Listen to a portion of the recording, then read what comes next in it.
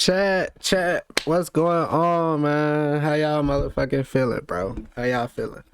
Today, bro, got some fucking bullshit for y'all, man. Got some bullshit for y'all, bro. No cap. Look, bro, y'all already know what it is, bro. Finna goddamn, let me put it on screen, chat. Shit crazy, man. Fuck, bro.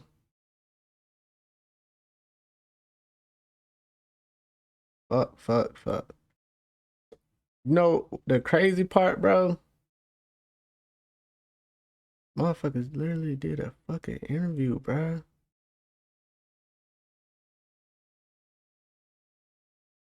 You just fucked up. Stupid bitch. Goofy, bro. Chat, man, forgive me, bro. Forgive me if you may. No cap. Nah, though, chat. Today, man, we finna get into this motherfucking interview, bro. About the quiet on the set shit. This motherfucker literally came and did an interview, bro. How is this man walking around safe, bro? How? Chat, man. Look, bro. Before I start the video, man, make sure y'all follow, subscribe, like, comment, Mike to go. It's all platforms, man. No cap, bro. You feel me? Y'all tap into the stream, man. No cap, bro. You feel me? But yeah, chat. Let's do it, man. Let's do it, bro. See what the fuck this hard ass nigga talking about, man. It's Boogie. I played T-Bo on Nickelodeon's iCarly. Hey, it's Boogie. I played T-Bo on Nickelodeon's iCarly. I got a chance to watch the Quiet on Set program, and I reached out to Dan to see if it was something that he'd be willing to discuss. I'm pleased to say that he said yes. Dan, how are you? I'm okay. I really appreciate you reaching out. And Interview already started off with some bullshit, bro. Bruh, chat. The reason a motherfucker blow about this shit is cause, bruh, Nickelodeon was the shit. Chat, Nickelodeon was the shit. What's going on, man? What's going on, bro? How you feeling, man? How you feeling? But listen, bro, Nickelodeon was the fucking shit, bro. That shit's crazy. Okay then, my boy. Okay. Nah, though, bro. That's the reason the motherfucker blows, cause Nickelodeon, bro, was the shit. This motherfucker just said he good. Bro, you not good, bro. You fucked up in the head, dude. and giving me the opportunity to talk to you about what we saw over the last 2 nights. I'm really glad you're here because I believe this is important. For sure. We've got a lot of things to unpack. But before I dive into my list of topics that I'd like to discuss, is there anything you'd like to start off with? Absolutely. Watching over the past Chat, why is he talking to this nigga so calm, bro? He supposed to be on his head, bro. That ain't gonna cap. 2 nights was very difficult. Me facing my past behaviors, some of which are embarrassing and that I regret. And I definitely owe some people a pretty strong apology. Let's talk. Lock him up. Lock him up, bro. Lock him up, bro. I heard a fucking enough, bro. I ain't gonna count. Talk about the massages. Okay. I heard enough, Watching bro. the content yesterday, it was disturbing. It was wrong. It was wrong that I ever put anybody in that position. It was the wrong thing to do. I'd never do it today. I'm embarrassed that I did it then. I apologize to anybody that I ever put in that situation. And even additionally, I apologize to the people who were walking around Video Village or wherever they happened, because there were lots of people there who witnessed it who also may have felt uncomfortable. So I owe them an apology as well. Yeah. Dan, talk to me about the writer's room. From what I saw, not cool. No. And I don't mean to cut you off, but if I can cut right to the chase, let me just say, Chat, the Quiet on Set documentary, I ain't even watch it, bro, cause I don't fuck with it. It's crazy, like you just know what the fuck happened, bro. no writer should ever feel uncomfortable in any writer's room, ever, period, the end, no excuses. Most TV writers, comedy writers have been in writers' rooms, and they are aware that a lot of times there are inappropriate jokes made and inappropriate topics come up. But the fact that I participated in that, especially when I was leading the room, it embarrasses me. I shouldn't have done it. And I can tell you why it hurts really bad for me. I remember very clearly my early experiences, my first experiences in the entertainment business. I was green, I was scared, I was excited. It meant the world to me that I was getting those opportunities. And I went in and I got lucky because they were great. My first couple of experiences were fantastic. And the fact that I didn't pay that forward to every employee that walked through my door, it hurts. Chat. Spam. Fuck Dan Schneider, bro. Fuck that shit, bro. My heart, because I should have, and I wish I could go back and fix that. In the writer's room, there's no doubt that sometimes those jokes went beyond the pale, and I said things that went too far, or made practical jokes that went too far, and that was wrong. And that was because I was an inexperienced producer. I was immature. Wouldn't happen today, but I'm just really sorry it happened. Yeah. Now we know you've had a lot of success over 2 decades. Thousands of people have worked with you, for you. Okay. Let's speak directly to the people who did not have a good experience with you. Okay, I would like to speak to those people because I hate that anybody worked for me and didn't have a good time. You know me. Cap.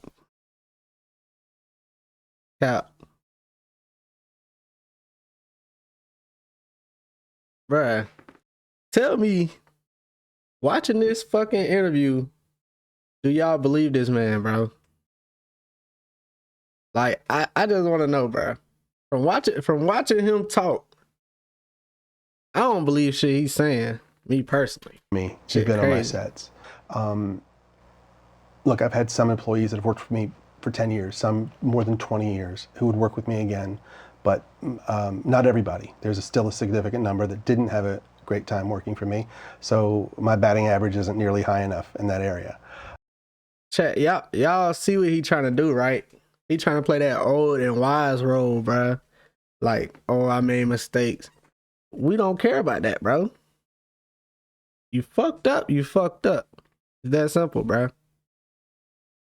And the way they wouldn't get the best of me is that I would let the pressure of doing 40 or even more episodes per year, I would let that pressure get to me, which a good boss should never, ever do.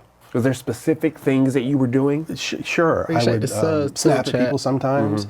I would be snarky when I could have given them a nicer answer. I would not give people the time that they needed. I would be in too big a hurry to get on to the next thing I had to do. And watching that show, it made me, there were so many times I wanted to pick up a phone and call some of those people and say, I'm so sorry and let's talk about it. And I wish you'd had a better time and I wish I could have shown you a better experience. Yeah. Now, you've written hundreds of episodes. Thousands of jokes have been told. Yeah. But currently where we are, some people think that some of those jokes are inappropriate for children. What do you think of that? Most definitely. Most definitely, chat. Most fucking definitely, bro. That shit be crazy though. Like, some of your favorite shows too, bro. That's what fucking got me, bro. Some of the best fucking shows, chat. Best. All these jokes that you're speaking of, that the show covered over the past 2 nights, every one of those jokes was written for a kid audience because kids thought they were funny and only funny. Okay? Now we have some adults looking back at them 20 years later through their lens, and they're looking at them and they're saying, oh, I don't think that's appropriate for a kid show. And I have no problem with that. If that's how anyone feels, let's cut those jokes out of the show. Just like I would have done 20 years ago or 25 years ago. I cut it. I want my shows to be popular. I want everyone to like. The more people who like the shows, the happier I am. Yeah. So if there's anything in a show that needs to be cut because it's upsetting somebody, let's cut it. So I think it's big for you to say with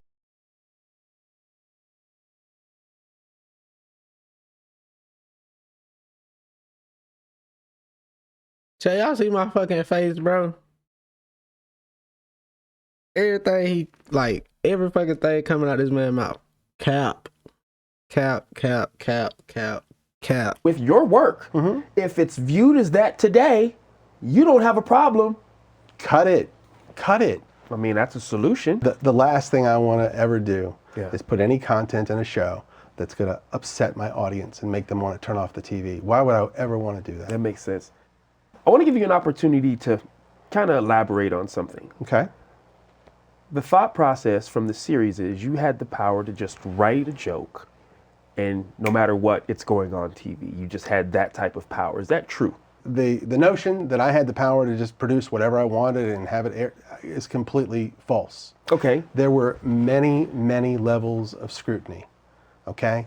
We had executives in LA. We had executives in New York. So two coasts. Two coasts Okay. of Both approval. Yes. And by the way, approval at every stage, really. Okay. And I'm talking about wardrobe. I'm talking about makeup, sound, sets, dialogue, jokes, everything. Now, when you say approval, these obviously that's a hierarchy, not your colleagues or right. people in the room. Okay. No, not my colleagues. No, these are my bosses. Bosses, and then their bosses, and then their bosses. And they're approving all of this stuff. Okay. Okay? And we're also shooting it in front of all sorts of adults and caregivers and the set teacher and the families. Everybody's watching it. And if anybody had said anything, hey, we don't like that, that's not appropriate, then it would have been cut out. Now, I'm gonna push back a little bit Sure. because the series painted you in this way that you were just the guy that was doing what he wanted, and people were afraid to confront you about things. So say, just humor me, say that was the case. What would have been the ultimate way to... Okay. If nobody on the set, if all of the dozens and dozens of adults that were on the set, if they didn't say anything. Chat, bro. Why the fuck was so many kids scared of you, bro? Like, make it make sense, bro. If hella kids scared of you, bro, it's a problem, bro. It's a problem. Mind you, everybody like 14, 15, 16. From that little range, bro. You feel me? Even younger, some older, bro.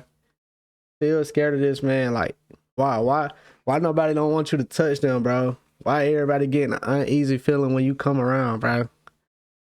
Make it make sense, bro. If my bosses said, if they insisted, you got to make a change here, you got to cut that, I had to do it. I had no choice. Got it.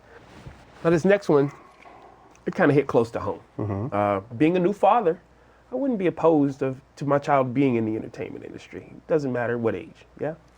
Seeing some of those on-air dares, seeing it now from where you are now in your life, what do you think of that?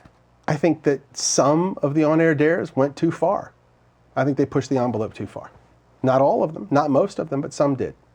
Nickelodeon wanted to do their version of Fear Factor. At the time we were shooting All That, so I was tasked with doing these on-air dares with the All That cast. So we get with the writers and we come up with all these ideas, and it's hard to do because we don't have the budget of Fear Factor, and we can't put the kids in dangerous situations like the adults are put in. So it was hard to come up with stuff. But we would come up with all these ideas of dares they could do. We would give them to the network.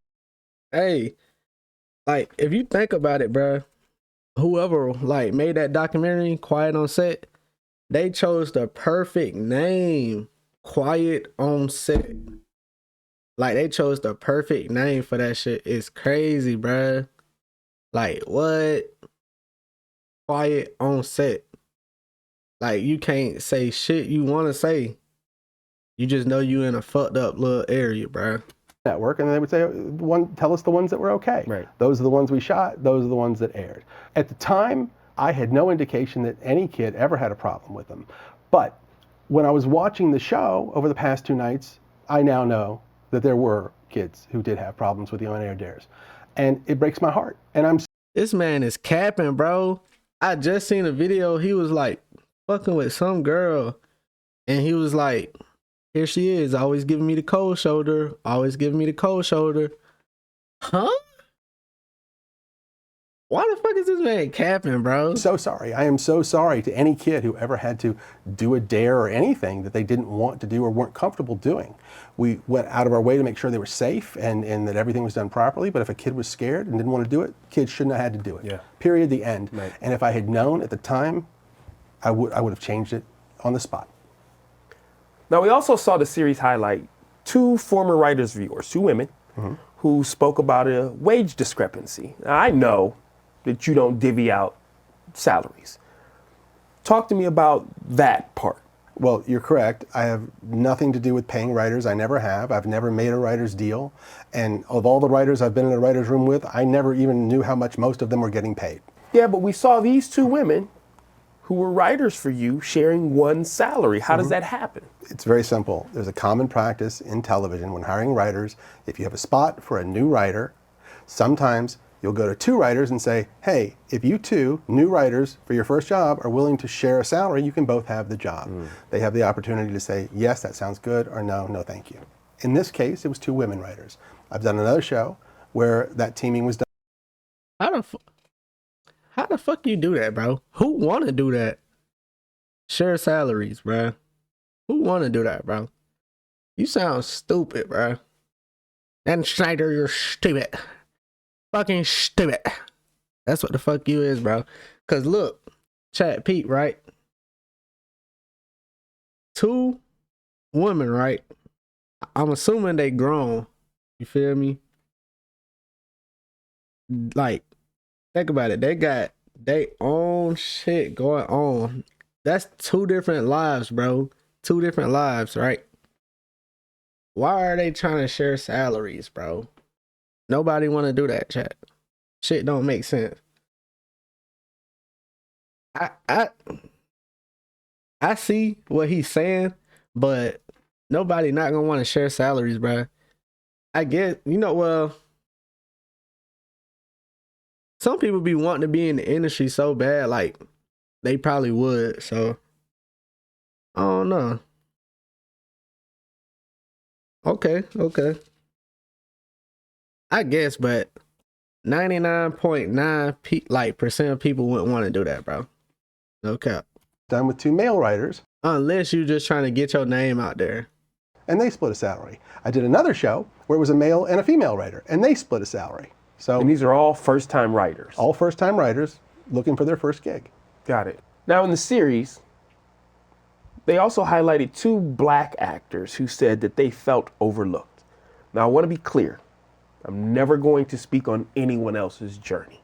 Yeah, I can talk about my experience, how my experience was with you, what I saw prior to working with you. But again, I don't want to speak on anyone's journey. I saw you be honored for diversity in your work. Yes, and the reason for that is diversity has always been... Man, stop fucking smiling, bro. We don't give a fuck what you was honored for, bro. Stop smiling, bro. You fucked up Nickelodeon. How about that? very important to me in my shows. If you go back to the very first Nickelodeon show I ever made, that's very evident, as it is in the second one, and then the first movie I ever made for Nickelodeon, which starred Kenan and Kel, and every show I did after that had a lead black actor in it. I'm very proud of that. It's very important to me. And not only am I proud that they were in my shows, I'm exceptionally proud of the achievements they've had beyond my shows, and they've gone on to bigger and better things, and that gives me a great sense of pride.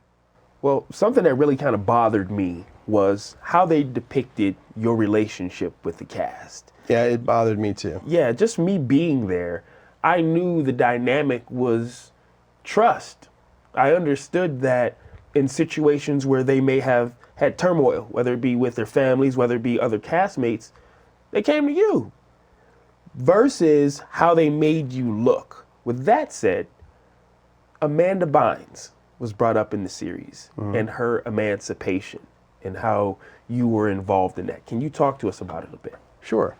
Amanda was between the ages of 16 and 17, and she wanted to get emancipated from her parents, which was a fairly common thing with successful young actors, at least at the time. Sure. And she wanted that for herself. So she turned to her team, which included her lawyer, her agent, her manager, her publicist, me, because she included me as part of her team, thought of me that way. We supported her. She tried to get emancipated. It ended up not working out, and she didn't. Well, since we're here, let's stay here for a moment. There was also an incident where she had ran away from home, if Yes. you would. Can you talk to us a little bit just to clear the air of exactly what happened in that situation? Yes. One night, it was very late, well after midnight, 1 or 2 in the morning, phone rang, I answered, it was Amanda. She was upset. She was in distress. She had had some conflict with her parents, I think her father, and she called me. I was immediately concerned about her safety. I called someone who I knew was fairly nearby. That person was able to go and pick her up. Then I knew she was safe. I felt better. She ended up being taken to the police. Well, regardless of what some people may think, I think it's only positive that you are there for people when they need you. That said, let's talk about some of the things that have just been swirling forever. Okay. You were banned about some of the positive that you are there. Chat. Why is this man trying to make him feel good, bro? That's what I don't understand. Why is bro trying to make him feel good, bro? I swear to God, bro. This shit is crazy. Like, no, bro. No, bro. We don't give a fuck how long ago it was, bro. You did that shit. You gotta live with the shit, bro. He trying to make him feel good. Like, the fuck, bro? There for people when they need you. That said, let's talk about some of the things that have just been swirling forever. Okay. You were banned from your set. Never, never, never happened. That is a false rumor. What happened? Add it to the list of false rumors. Talk to me. What happened? Cap. They were adult actresses at the time, and they had their own specific reasons for not wanting to do the show anymore. I'm not judging that. It got tense, and what they don't know, maybe, is I did everything I could to make that show go away. My producer partner at the time, we would call and say, this is not a good situation. Okay. So I decided I'm going to do what most showrunners do, which is you're not on the set. There's a director there to shoot it. I'll go up to the writer's room. I'll work on the next script. But because everybody was so used to me caring about every detail of every show so much, for me not to be on the set, yeah, maybe some people thought I got banned. So it was more of an assumption because this guy's usually here and now he's not. I don't know if it was an assumption. I don't know if somebody thought they were making me look bad by saying I got banned from the set. I have no idea. Okay. All I know is I was never banned from the set. Yep. Chat. That's how it be in life, though. Like, people do assume shit. But for him, cap. The darkest part of this series discussed child predators. Now, I want to this part of this. No idea. Okay. All I know is I was never banned from the set. Yep. The darkest part of this series discussed child predators. Now, I want to make sure that we clear a couple of things up. Okay.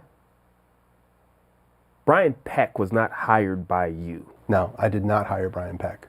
This was a Tolan Robbins production? Yeah.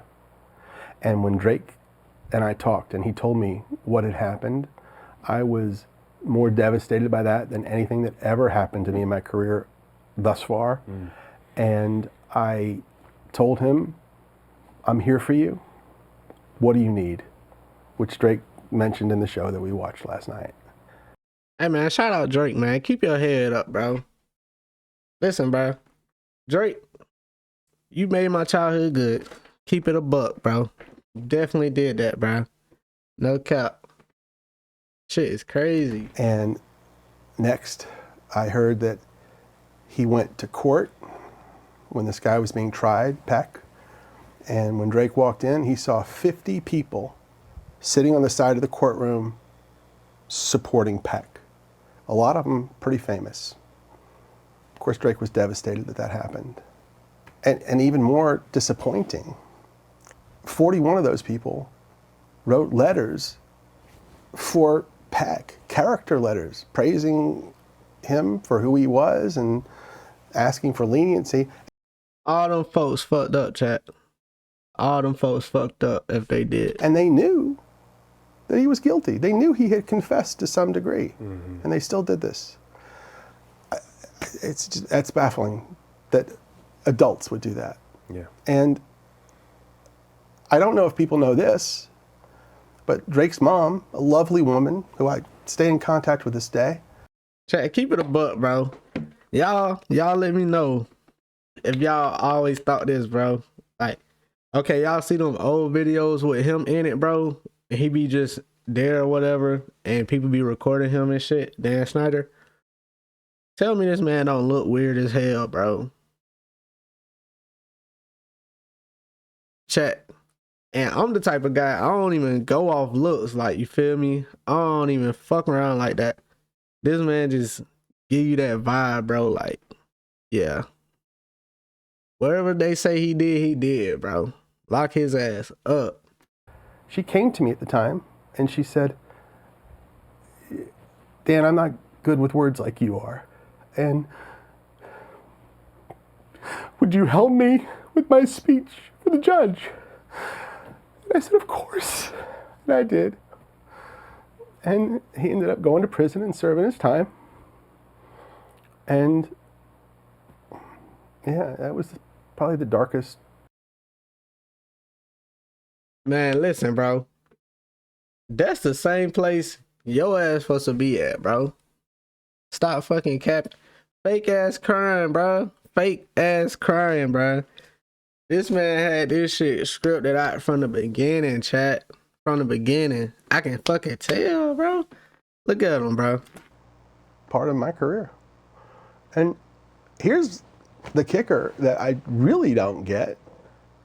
After he got out of prison and was, to my knowledge, a registered sex offender, he was hired on a Disney Channel show. I don't understand that. I don't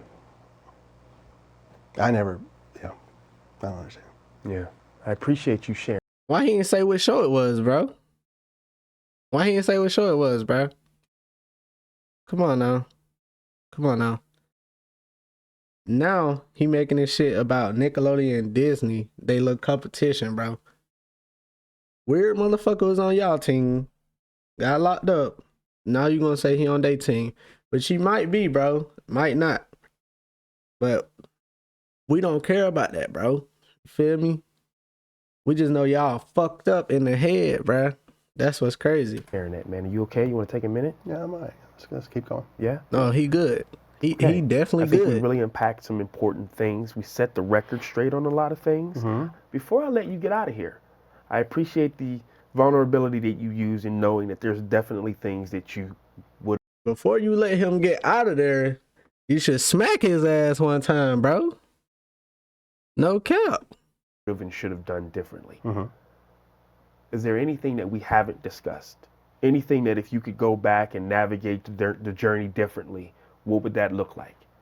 Yeah, there's definitely things that I would do differently. One that I think would be really, really important is when you're hiring young actors, minors, to work in television, I would suggest that we have a licensed therapist there to oversee that process for the specific reason of making sure that those kids really wanted to do this job, that they really wanted to be on television. Yeah.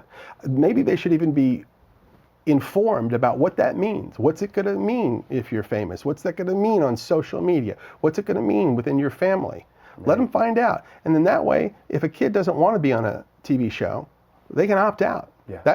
That's the only thing I agreed on, bro. Dang. That's the only thing I agreed on right there, chat. That's it.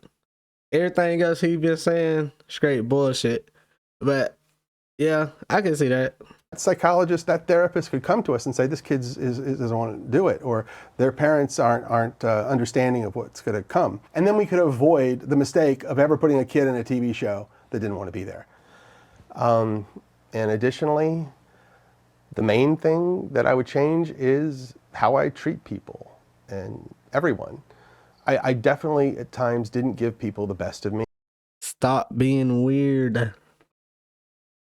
That's the best you can do, bruh. That's the best you can do. Stop being weird. That simple, bruh. I didn't show enough patience. I could be cocky and definitely overambitious, and sometimes just straight up rude and obnoxious. But look though, bruh. Look, bruh. At the same time, even if you changed all that, bro, like if you just had that going on, they still would have been okay. Cause I mean, like, oh, we got a shitty ass boss. Oh, he's some bullshit. I bought some bullshit. He always in a fucking mood, you know, like some crazy shit like that. But you be weird, bro. You weird, bro. People not gonna get over that. If they say, man, my boss a bitch, bro. This nigga always tripping, bro. Okay, we get that. But if people like not wanting to be around you, feeling uncomfortable when you're around, it's a problem, bro. It's a problem. Giving you the cold shoulder, it's a fucking problem, bro.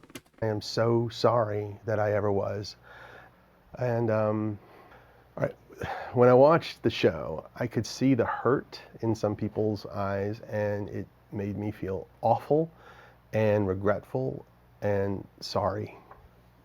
I wish I could go back, you know, especially to those earlier years of my career, and bring the growth and the experience that I have now and just do a better job and never ever feel like it was okay to be an asshole to anyone ever. Look, I wanted to make funny TV shows for kids, and we definitely did that. But if I could go back, I would get it done in different ways. I'd just be nicer as often as possible and listen more to the people on my team. And I would do everything that I could to make sure that everyone had a good experience. That's what I do differently. Dan, I appreciate your time. I appreciate you. Thanks for stopping by, man. Thank you. Hey, it's Boogie. Chat, let me know what y'all think, bro. Let me know what y'all think. Y'all thinking this man telling the truth or he lying? I'm going with Cap, bro. Me personally, I'm going with Cap, bro. He just looked like he was fucking lying the whole interview, bro. Then the fake ass crying did it, bro. Fake ass crying did it for me, bro. I ain't gonna cap, bro. Get his ass out of here, no cap. Chat, man. Look, bro. I appreciate y'all for watching, man. Appreciate y'all for sticking up with me, bro. You feel me? Look, bro. Y'all keep y'all head up, man. Y'all know it's love, bro. Y'all be easy. Hold that shit down. Look, bro. Before I go, make sure y'all follow, subscribe, like, comment, Mike the Go. It's all platforms. Chat. You feel me? We're going up, man. No cap. That's the only way. Up. You feel me? But yeah, chat, man. It's love, bro. Y'all be easy, man.